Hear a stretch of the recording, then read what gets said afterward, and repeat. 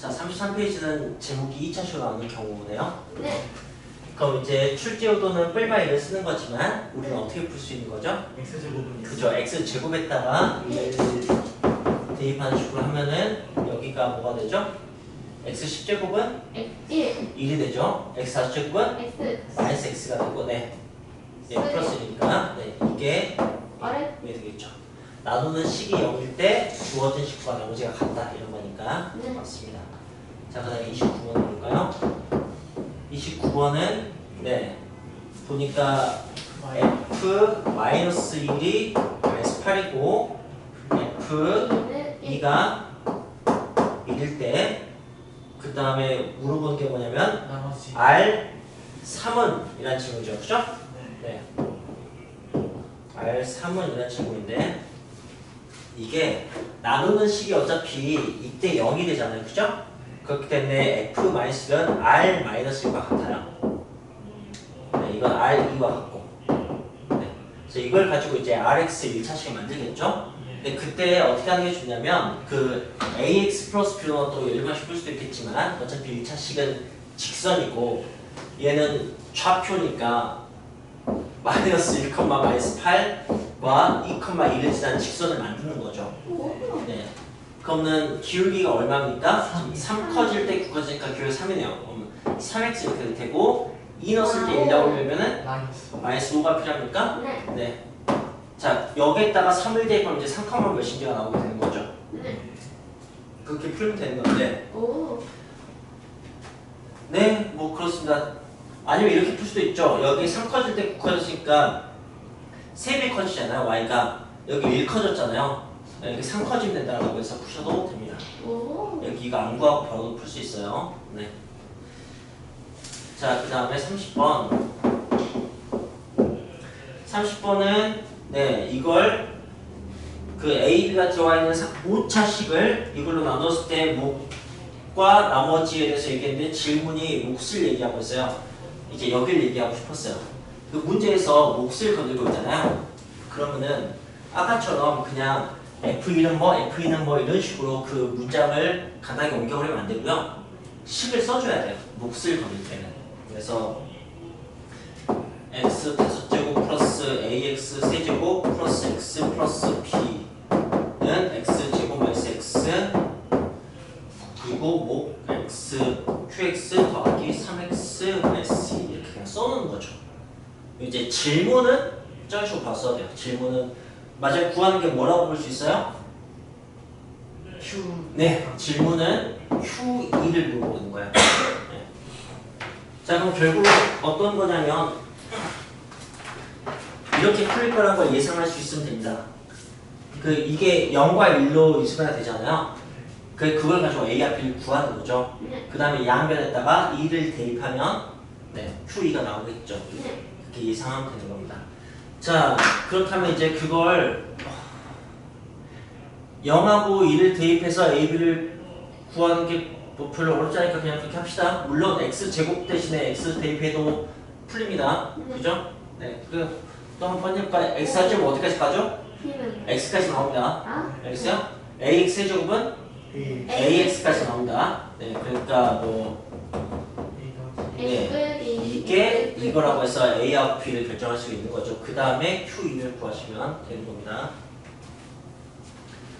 자, 그 다음에 31번.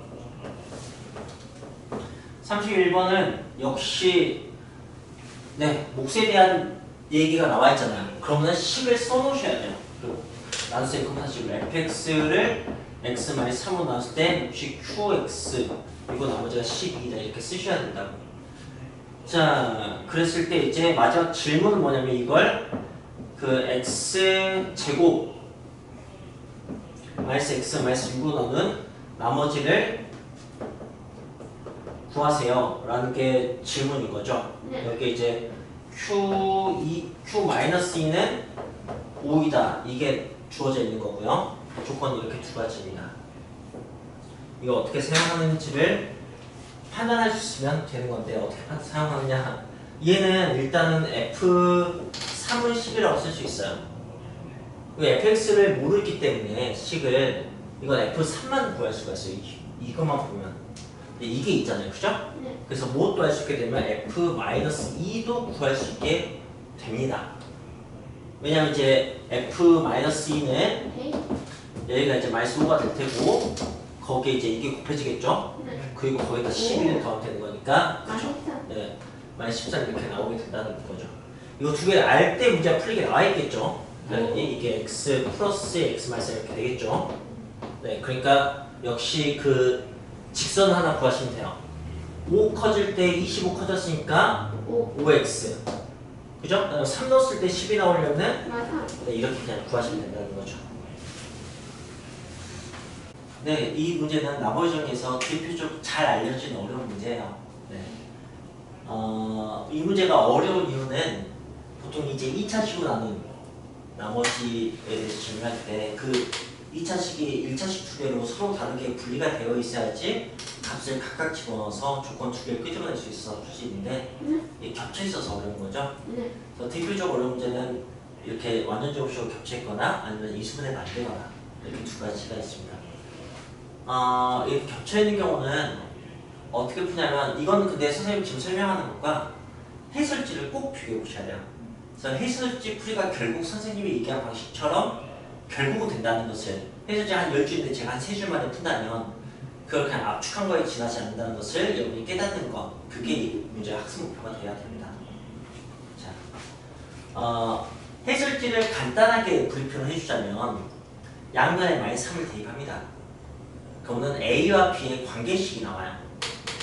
그럼 이제 B를 A라는 식으로 바꿔서 대입합니다. 그럼 이제 A가 하나 나와요. 그걸 적절히 A로 바뀌면서 얘가 인수분해가 되거든요. 그래서 A 플러스 3이라는 인수가 생겨요. 그래서 그걸 한번 약분을 해요. 알겠어요? 한번 약분해도 여전히 여기 X 플러스 3이 남아있을 거 아니에요. 그죠? 그럼 이제 -3을 한 번 더 대입할 수 있어요. 그래서 A 값이 결정이 돼요. 자, 이 문제가 어려운 것은 -3을 한 번밖에 못 써서 어려운 건데 그걸 두 번 쓰면 문제가 풀리는 거예요. 어떻게 두 번 쓰는 거냐면 여기에 x 플러스 3이라는 인수가 생기게 해서 한 번 약분하고 한 번 더 쓰는 거죠. 예. 그걸 이제 선생님이 좀 한 번에 처리하자면 어떻게 하면 되냐면 자, 우변을 보면은 x 플러스 3이라는 인수가 있어요. 이건 항등식이니까 좌변에도 x 플러스 3이라는 인수가 있어야만 해요. 근데 여기는 그런 게 없죠. 근데 여기 있어야만 해요 라는 식으로 접근할 수 있습니다.